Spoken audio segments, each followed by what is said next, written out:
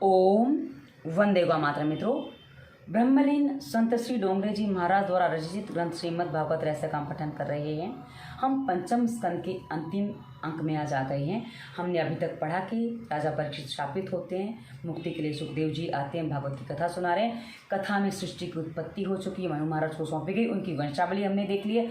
उसी के अंतर्गत हम आगे बढ़ रहे थे और हमने पिछले अंकों में जड़ भरत की पहले जन्म की, यानी कि जो जब वो राजा भरत थे वहाँ से उनके मृग योनि का, और उसके बाद जड़ भरत होने तक की कथा पढ़ी है। और उसके बाद पिछले अंक में हमने पढ़ा था कि राजा रहुगण जिनकी पालकी वो उठा के चला रहे हैं, उसमें जो समस्याएं आ रही हमने पिछले अंक में पढ़ी थी। आज हम आगे बढ़ते हैं। कथा आगे बढ़ाने के लिए पहले मंगलाचरण करते हैं। श्री कृष्ण गोविंद हरे मुरारी, हे नाथ नारायण वासुदेवाय। जय श्री कृष्ण। मित्रों, और आप जिनकी उपासना करते हैं उनके नाम से कम एक कमेंट अवश्य करिए। आप ईश्वर का नाम लिखिए, हम पढ़ेंगे और दर्शक पढ़ेंगे, उतनी अधिक बार ईश्वर का नाम लिया जाएगा। और ईश्वर का नाम जितनी बार लिया जाए उतनी ही वो हमारा कल्याण करता है। चलिए आज की कथा। राजा रहुगण को जड़ भरत जी का उपदेश। राजा का कल्याण हो, कपिल मुनि के आश्रम में तत्व ज्ञान का उपदेश प्राप्त करने के लिए जा रहा है। उपदेश लेने के लिए दीन होकर, विनम्र होकर जाना चाहिए, जबकि यह राजा तो अपना अहंकार साथ में लेकर जा रहा है। यह अभिमान लेकर जाएगा तो ऋषि उसे क्या विद्या दे पाएंगे। आज से उसे अधिकारी बनाऊंगा। रहुगण राजा भाग्यशाली हैं। भागवत के संत मितभाषी होते हैं। सुदामा भी बहुत कम बोलते थे। मौन रहने से माया का बंधन कटता है। मुझ जैसे संत का अपमान तो मैं सह लूँगा, किंतु परमात्मा सहन नहीं करेंगे, वे इसे दंड देंगे। यह विचार कर भरत जी को बोलने की इच्छा हुई, क्योंकि उनको ये लग रहा था कि जिसको मैं कंधे पर उठा रहा हूँ, यदि उसको नरकवासी होना पड़ा तो ये उचित नहीं है, क्योंकि मेरे कंधे पर वो बैठा है, उसको नरकवासी कैसे होने दूँ। ये उनको दया आ जाती है। तो राजा का कल्याण करने की उनकी इच्छा हुई। बोलो तो ऐसे बोलो कि सुनने वाले का कल्याण हो। भरत जी कहने लगे, हे राजन, यह सत्य है कि मैं पुष्ट नहीं हूँ, पर तुम्हारे कथन से ना तो मेरी निंदा हुई और ना ही मेरा उपवास। मोटापन या दुबलापन ये तो शरीर का धर्म है, इससे आत्मा का कोई संबंध नहीं है। हे राजन, मैं जीते जी मरा हुआ हूँ, ऐसा तो तुमने कहा है। वह भी सच ही है, क्योंकि सारा जगत ही जीते जी मृत सा होता है। यह पालकी भी मरी हुई है और उसमें बैठे तुम भी जीते जी होने पर भी मरे हुए हो। सभी विकारी वस्तुओं का आदि और अंत होता है। जो जन्मे हैं उन्हें सबको मरना भी है। राजन, तुम भी मरे हुए से ही हो। यह शरीर शव के समान ही है। मतलब वो राजा से कहता, तुम भी मरे हुए जैसे ही हो। आत्मा और शरीर के धर्म भिन्न है। आत्मा निर्लेप है। आत्मा मन का दृष्टा है, साक्षी है। साक्षी पुरुष ईश्वर के अलावा अन्य किसी वस्तु का, व्यक्ति का भी सत्य नहीं मानते। सभी जीवों में परमात्मा विद्यमान है, फिर इसमें कौन राजा और कौन सेवक। व्यवहारिक दृष्टि से यह भेद है, अन्यथा तात्विक दृष्टि से तो मैं और तुम एक ही हैं। राजन, केवल ईश्वर ही सत्य है। और तुमने जो मुझसे कहा कि तुम मुझे मारोगे, तो बताओ कि शरीर को मारोगे या मेरी शरीर को मारने से मेरी चाल तो नहीं बदल जाएगी। शरीर की पिटाई होने पर भी मैं सुखी या दुखी नहीं होता। ये सब तो शरीर के धर्म हैं। शरीर को शक्ति देता है मन, और मन की शक्ति को देती है बुद्धि। मन को शक्ति बुद्धि देती है। बुद्धि को चेतना देने वाली तो आत्मा है। मैं शरीर के धर्म में प्रभावित नहीं कर सकते मुझे, यानी कि आप मुझे शरीर के धर्म में प्रभावित नहीं कर सकते हो। मैं शरीर नहीं हूँ, मैं केवल आत्मा हूँ, ऐसा उनका कहने का तात्पर्य बनता है। राजन, मैं इस प्रकार इसलिए चल रहा हूँ कि चींटी आदि मेरे पांव तले आकर कहीं कुचल ना जाए, चलते हुए मुझसे कोई पाप ना हो जाए, ऐसा सोचकर ही मैं छलांग मारता हूँ। मेरे श्री कृष्ण सभी जगह विराजमान हैं। इन चींटियों में भी परमात्मा है। मैं चींटियों तथा अन्य जीव जंतुओं का भी ध्यान रखता हुआ चलता हूँ कि कहीं ये कुचल ना जाएं। चींटियों में भी ईश्वर है, ऐसा मानकर मैं आके अपने कृष्ण का चिंतन करता हुआ चलता हूँ। अतः मेरी चाल तो ऐसी ही रहेगी। उन्होंने स्पष्ट कर दिया, तुम्हारा जो भी हो उससे मुझे अंतर नहीं पड़ता है, मेरी चाल ऐसी रहने वाली है, जो करना है कर लो। ये उन्होंने अपनी तरफ से स्पष्ट किया। अब उन्होंने भाषा सभ्य प्रयोग की कि भाई उन्होंने बता दिया, पर अंत में उन्होंने ये कह दिया कि मेरी चाल ऐसी रहने वाली है। जड़ भरत के ऐसे विद्वत्तापूर्ण वचन सुनकर राजा ने सोचा, ना ना, यह पागल नहीं है, यह कोई परमहंस है, यह परम ज्ञानी महात्मा लगता है, यह कोई अवधूत संत हैं, वेदांत के कठिन सिद्धांत बता रहे हैं, इनकी ब्रह्मनिष्ठा अलौकिक है, मैंने इनका अपमान करके बड़ी भारी क्षति कर दी है। यह विचार कर चलती हुई पालकी से राजा कूद पड़ा। जो मारने के लिए तैयार हो रहा था वह राजा अब वंदन कर रहा था। मतलब जो राजा मारना चाह रहा था, पहले धमकी दे चुका था, अब वो उनको प्रणाम कर रहा है। भरत जी तो निर्विकारी हैं, रघुगण द्वारा अपमान होने पर भी और सम्मान होने पर भी, अर्थात दोनों ही अवस्थाओं में वे समस्थित थे। न क्रोध, न दुख, न सुख। संत की परीक्षा उनकी मनोवृत्ति से होती है, वस्त्रों से नहीं। सम्मान या अपमान होने पर भी वही समता। मानापमान में संत की वृत्ति सम ही रहती है। वेश द्वारा संत होना सरल है, हृदय से संत होना अत्यधिक कठिन है।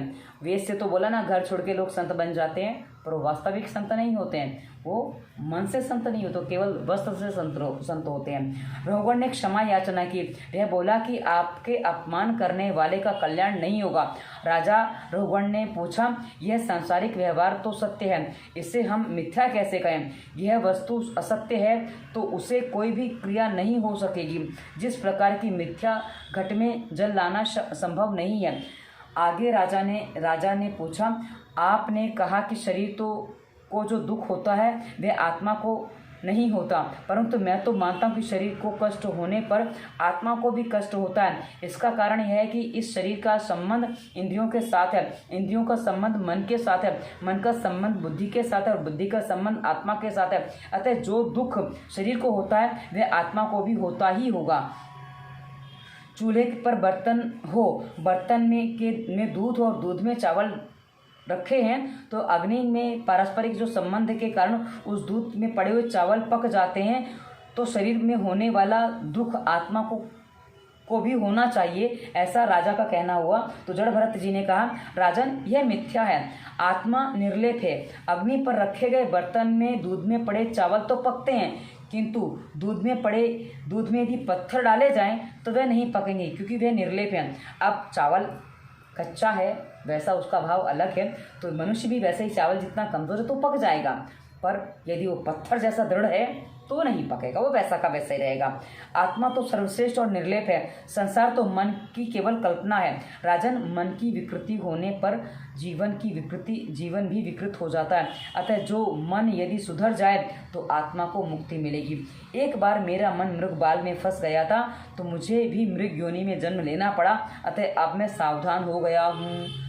जड़ भरत ने कहा, एक बार मैं अटक गया था तो मैं मृग योनि में जन्म लिया था, अब मैं सावधान हो गया हूँ। राजन, यह उपदेश व्यवहारिक मन का है। माता को अपनी संतान का बोझ नहीं लगता, क्योंकि वह मन से ममता का काम करती है। माता को अपना पुत्र फूल सा लगता है, दूसरों का पुत्र भारी और अपना पुत्र भारी नहीं लगता, यानी कि दूसरे के पुत्र में भार अधिक लगता है, अपने पुत्र में नहीं लगता, वह फूल सा लगता है। जबकि दूसरे के पुत्र का वजन उसे अधिक लगता है, उसका कारण मन है। मन कहता है कि यह अपना है और यह पराया है। राजन, ये सब तो मन के धर्म हैं, ये सब तो मन के ही खेल हैं। मन के खेल के कारण ही मुझे कभी मृग होना पड़ा था। मन के सुधरने पर ही जगत सुधरता है। मन मृगबाल में फंस गया था, अतः मुझे पशु बनना पड़ा। राजन, तू तो केवल कच्छप देश का राजा है, मैं तो भारत खंड का राजा था, फिर भी मेरी ऐसी दुर्दशा हुई थी। मतलब वो पूरे संपूर्ण भारतवर्ष के राजा थे और उनकी ऐसी दुर्दशा हुई थी, तो तुम तो एक छोटे से राज्य के राजा हो, क्या बड़ी बात है। विषयासक्त मन जीव को सांसारिक संकट में फंसाता है और वही मन विषय रहित होने पर जीव को शांति में मोक्ष पद की प्राप्ति कराता है। जीव के सांसारिक बंधन का कारण रूप जीव है और वही मन के मोक्ष का कारण रूप भी है। मनुष्य का मन जो विषयासक्त हो जाए तो वह सांसारिक सुखदाता बन जाता है।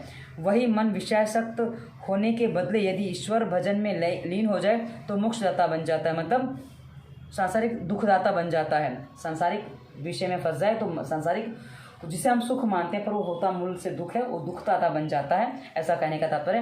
विषयों का चिंतन करता हुआ मन उसमें फंस जाता है तो उसका बंधन आत्मा अपने में मान लेती है, स्वयं पर आरोपित कर लेती है। यह सब मन की दुष्टता है, अतः मन को ही परमात्मा में स्थिर कर दो। आत्मा तो परमात्मा में स्थिर रहती है, लेकिन मन चंचल है, मन भटकता है। और मन के, वो कहते हैं ना, मन इतना दुष्ट होता है कि अपने पर कुछ नहीं लेता। आपने ध्यान दिया हो तो इंद्र के सारे पाप क्षमा होते हैं, क्योंकि इंद्र ही हमारे शरीर में हमारा मन है। तो मन जो करता है हम सबको चला लेते हैं, मन को हम कभी दंड नहीं देते। बाकी सब चीज़ों को दंड मिल जाता है, पर मन को दंड नहीं मिलता, इसलिए बात कही गई है। और मन अपना जो है वो दूसरों पर डाल देता है कि भाई आत्मा ने करवाया, तो आत्मा उसको आरोपित मान लेती है और उसके हिसाब से चलती है, फिर उसको भुगतना पड़ता है। तुम अपने मन को दंड दोगे तो यमराज तुम्हें दंड नहीं देंगे। जिस दिन जीव असत्य बोले उस दिन उपवास करो, जिस दिन कुछ पाप हो जाए उस दिन माला अधिक फेरो। भरत जी कहते हैं, राजन तुम मुझसे पूछते हो कि मैं कौन हूँ, किंतु तुम स्वयं से पूछो कि तुम कौन हो। तुम शुद्ध आत्मा हो, जागृत स्वप्न सुषुप्ति इन तीनों अवस्थाओं का साक्षी आत्मा है। राजन ज्ञानी जगत को सत्य नहीं मानते, संसार को वे मन कल्पित मानते हैं। जगत स्वप्न जैसा है, जिस प्रकार स्वप्न मिथ्या होने पर भी मनुष्य को रुलाता है, उसी प्रकार यह मिथ्या जगत भी मनुष्य को यानी कि जीव को रुलाता है। मान लो कि एक मनुष्य सोया हुआ है, वह स्वप्न में देखता है कि एक भयानक जंगल में शेर ने उस पर आक्रमण करने वाला है, शेर उस पर आक्रमण करने वाला है, तो वह मनुष्य डर जाता है और शेर मुझे खा जाएगा ये विचार कर जोर जोर से चिल्लाने और रोने लगता है। उसकी नींद उड़ जाती है। जागने पर वह देखता कि वह तो स्वप्न देख रहा था, अपने घर में वह शांति से सो रहा था और वो स्वप्न में डर गया था, किंतु वह असत्य है। यह बात मनुष्य को जब समझ में आती है केवल तब तक जब तक वह जाग नहीं जाता है, यानी कि जागने के बाद उसे ये बात समझ में आ जाती है, पर स्वप्न में ये बात पता नहीं चलती और हम स्वप्नावस्था में ही जीते हैं। कौन सा व्यक्ति जागा हुआ है? विश्व में जिसका मन हट गया है, विश्वों से जिसका मन हट गया है, छूट गया है, वही जागा हुआ है। इसलिए तो तुलसीदास जी ने कहा है कि जाने तबहि जीव जग जागा, जब सब विषय विलास विरागा, यानी कि सब विषयों से विलासों से विराग हो जाए तब जानिए। राजन इसलिए तो मैं कहता हूँ कि ये सब तो मन के खेल हैं। मन को शुद्ध करने के लिए संतों का समागम करो, महापुरुषों की सेवा करो, और महापुरुषों की सेवा से ही ब्रह्म प्राप्त होता है। राजन सत्संग के बिना ज्ञान प्राप्त नहीं होता।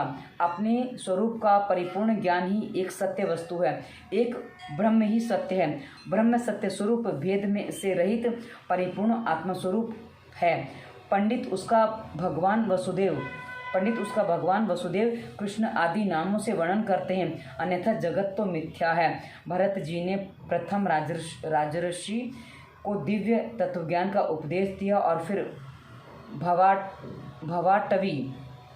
भवाटवी का वर्णन किया। भवाटवी क्या मुझे ज्ञात नहीं है, क्षमा करना। आत्मा का विवेक रूपी धन एक एक इंद्रिय लूटती है। कोई संत मिलने पर संसार रूपी वन में से बाहर निकलते हैं। संसार में अकेले कभी मत घूमो, किसी संत का, किसी सद्गुरु का सहारा लो। संसार वन में से बाहर निकल सकोगे तभी आप निकल सकोगे। माया के कारण जीव सुख की आशा में इस संसार रूपी वन में भटकता है, किंतु उसे सच्चा सुख नहीं मिल पाता। जिस जीव का नेता अर्थात बुद्धि असावधान और अपात्र है, उसे 6 लुटेरे अर्थात इंद्रियां लूट लेते हैं। 6 लुटेरे जो इंद्रियां हैं वो लूट लेते हैं, उसका धर्म रूपी धन लूट जाता है। बड़ी सी टोली कहाँ गया भाई?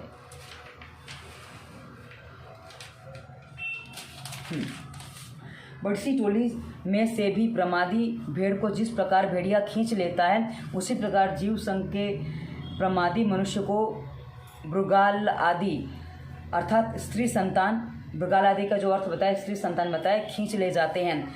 यह वन अर्थात संसार बेलों और जालों अर्थात गृहस्थाश्रम से व्याप्त है। यह संसार गृहस्थाश्रम से व्याप्त है। यहाँ ब्रैकेट बहुत ज़्यादा दिए हैं, तो ब्रैकेट को मैं अर्थात के रूप में आपको बताऊंगी ताकि आपको स्पष्ट हो सके।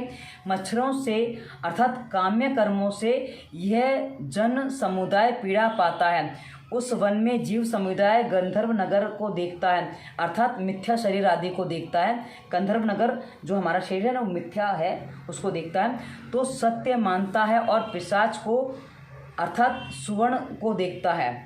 कई बार तो धूल भरी आँखों के कारण रजोगुण से व्याप्त दृष्टि होने के कारण, जो धूल भरी जो आँखें कही गई हैं वो रजोगुण से जो व्याप्त दृष्टि उसे धूल भरी आँख कही गई है। को बवंडर से उड़ती हुई धूल के कारण बवंडर की भांति भरमाने वाली स्त्री और पुरुष के कारण जगत, मतलब जो रजोगुण की दृष्टि से स्त्री पुरुष को देखता है, उस रूप में कहा गया है। तो दिशाओं को, देवों को वह जान नहीं पाता है, दिशाओं को अर्थात देवताओं को, देवी देवताओं को, ईश्वर को जान नहीं पाता है। वह जन समुदाय भूख से व्याकुल होने पर अपवित्र वृक्षों का अर्थात अधार्मिक मनुष्यों का सहारा लेता है। उसे जब तृषा सताती है तो मृगजल अर्थात निष्फल विषयों की ओर दौड़ पड़ता है। मृगजल आपने देखा होगा कि कभी कभी आप सड़क पे जाइए तो आगे जल है ऐसा आभास होता है। आप रेगिस्तान आदि में जाओ तो वहाँ अक्सर रेती को देखकर आभास होता है कि वहाँ आगे जल है, पर वहाँ जल नहीं होता है। तो मृग तृष्णा भी इसी को कहा जाता है कि मृग की कस्तूरी यानी कि कुंडली में कस्तूरी होती है और उसकी सुगंध से वो पागल हो जाता है मृग, और वो संपूर्ण जंगल में उसको ढूंढता रहता है, तो उसे मृग तृष्णा कहते हैं। और वो हमें सड़क पर इस तरह महसूस होती है जैसे हमने अभी बताया आपको। कई बार निर्जला नदी की अर्थात दुखदायी मार्ग की ओर दौड़ पड़ता है, निर्जला नदी की ओर दौड़ पड़ता है। जैसे कहा ना, जल है नहीं पर उस तरफ भाग पड़ता है। कभी जल पा जाता है तो कभी वन के यक्ष अर्थात राजा उसका प्राण हर लेते हैं। चलते फिरते उसे पाँव में कांटे, कंकड़ आदि कई प्रकार के संकट बींध लेते हैं। इस संग के मनुष्यों को कभी कभी सर्प या अर्थात निद्रा काटती है। सर्प, निद्रा को भी सर्प कहा गया, वो काटता है, अतः वह शवसा हो जाता है, क्योंकि निद्रा में शव के समान ही होते हैं, इसलिए कहा गया। कभी उसे हिंसक पशु अर्थात दुर्जन काटते हैं। हिंसक पशु दुर्जन यानी कि जो दुर्जन व्यक्ति होते हैं ना, जैसे रोगन राजा जो पहले थे, वो ऐसे लोगों को दुर्जन कहा जाता है। तो ऐसे दुर्जन व्यक्ति भी काटते हैं। कभी कभी अंध विवेक भ्रष्ट बनकर अंधेरे कुएं में गिरकर वह दुखी होता है, यानी कि विवेक भ्रष्ट, जब विवेक नष्ट हो जाता है, विवेक जब मर जाता है तब वो अंधे कुएं में गिर पड़ता है, यानी कि बहुत सारे दुखों के ओर खिंच जाता है और उसी में आकर्षित हो जाता है। इसके अलावा यह जनसंघ इस जंगल में लता और शाखाओं अर्थात नारी की कोमल भुजाएं, नारी की भुजाओं को, स्त्री की भुजाओं को वो लता कहा गया है, आश्रय लेकर वहीं अस्पृष्ट मधुर शब्द करते पंछियों की, नारी की गोद में खेलते हुए नन्हे बालों को, किन्हीं पक्षियों की जो चहचहाट है वो हमारे बालकों से कही गई है, इच्छा करते हैं। सिंहों की टोलियों से अर्थात कालचक्र से उत्पन्न होने वाले जरा मृत्यु से वह त्रास पाता है, बुढ़ापा आता है, त्रास होता है, उससे कष्ट होता है। वृक्षों के तले घर बार में अनाई के घर आदि वह खेलना चाहता है। कभी कभी पर्वत की गुफाओं में रोग आदि से जाकर वह बसे हुए हाथी यानी कि मृत्यु से वह भयभीत होता है, कि जब रोग आता है कैसे मनुष्य भयभीत होता है, मेरा क्या होगा, मर गया, मृत्यु आ जाएगी, ये होगा, क्योंकि हर कोई मृत्यु से डरता ही है। तो वो बात है।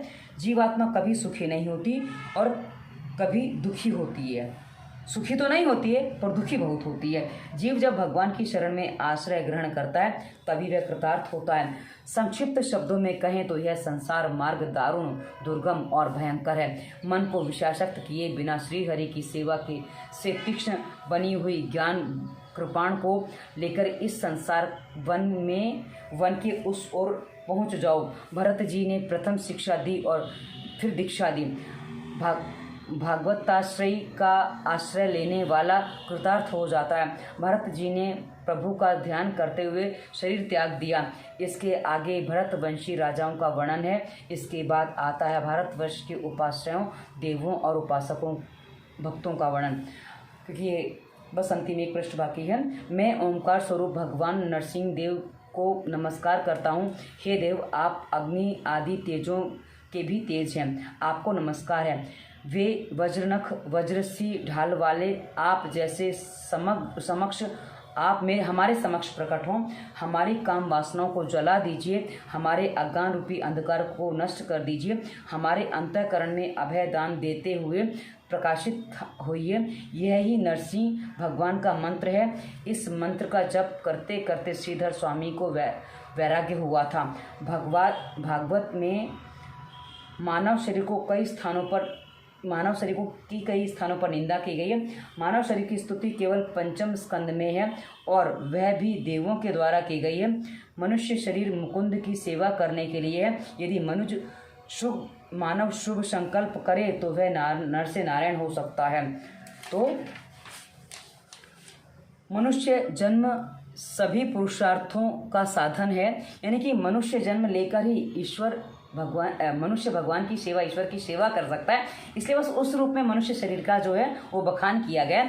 ऐसा कहकर इस भारतवर्ष में जन्मे हुए मनुष्यों की महिमा देवगण इस प्रकार गाते हैं। अहो, इस भारतवर्ष में मनुष्यों में से कौन से ऐसे पुण्य किए होंगे, अथवा क्या श्रीहरि उन पर स्वयं प्रसन्न हुए होंगे कि इन्होंने भगवान की सेवा के योग्य मनुष्य जैसा जन्म भारतवर्ष में पाया है। यह मनुष्य जन्म श्रीहरि की सेवा करने के लिए उपयोगी होने के कारण हम भी इसकी इच्छा करते हैं। इस सौभाग्य के लिए तो हम भी सदा इच्छुक हैं।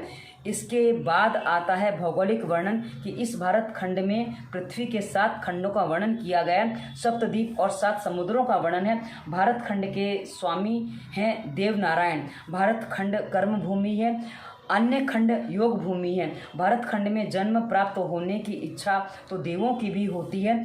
मानव शरीर की भागवत में स्तुति की गई है और निंदा भी की गई है। इस मानव शरीर से भगवत सेवा, मुकुंद सेवा की हो सकती है। इस स्कंद में ग्रहों की स्थिति का वर्णन किया गया है। इसी स्कंद में सप्त पातालों का भी प्रतिपादन किया गया है। इन पातालों के नीचे है श्रेष्ठ नारायण। राजा ने पूछा, नरक लोक कहाँ है? सुखदेव जी कहते हैं कि राजन, यह नरक लोक दक्षिण दिशा में है। नरक अनेक प्रकार के हैं। चोर तामसिक नामक नरक में जाता है और व्यभिचारी अंधतामसिक नामक नरक में जाता है। जितने पाप हैं उतने प्रकार के नरक हैं। कौन से पाप के कारण कौन सा नरक में जाना पड़ता है, उसका क्रमबद्ध वर्णन इस स्कंद में किया गया। इस प्रकार हजारों नरक और यमलोक कहे गए हैं। ऐसा बताकर स्कंद समाप्त किया जाता है। पंचम स्कंद में ये सब वर्णन किया गया। अब ये डोंगरे जी महाराज इसका वर्णन नहीं करें क्योंकि बहुत लंबा वर्णन है और हमें तो संक्षिप्त में कथा करनी है और उसी से यहाँ भक्ति भाव जगाना डोंगरे जी का मूल उद्देश्य रहा है। इसलिए उन्होंने ये कथा इस प्रकार सुनाई है ताकि प्रत्येक मानव के मन में भक्ति भाव जागे। अब भारतवर्ष कितना महान है ये हम समझ सकते हैं। स्वर्ग भी देव भीख मांगने मिट्टी पर आता है, ऐसा भारतवर्ष है। स्वर्ग अर्थात इंद्र ने जो कर्ण से भिक्षा मांगी थी, वहाँ कहीं ये रश्मि रति का कदाचित पंक्ति है कि स्वर्ग भी भीख मांगने मिट्टी पर आता है। तो आज हम इस स्कंद को यहीं विराम देते हैं, पूर्ण करते हैं। पूर्ण होता है ये स्कंद, कथा तो अभी चल रही है, आगे हम षष्ठम स्कंद में जाएंगे। तो श्रीमन नारायण नारायण नारायण, श्रीमन भजन है ना, श्रीमन नारायण नारायण नारायण, लक्ष्मी नारायण नारायण नारायण, श्री बद्री नारायण नारायण नारायण, श्रीमन नारायण नारायण नारायण। तो जपते रहिए नारायण नारायण और आज की कथा को विराम देते हैं। धन्यवाद। श्री कृष्ण गोविंद हरे मुरारी, हे नाथ नारायण वासुदेवाय। जय श्री कृष्ण। धन्यवाद। वंदे मातरम।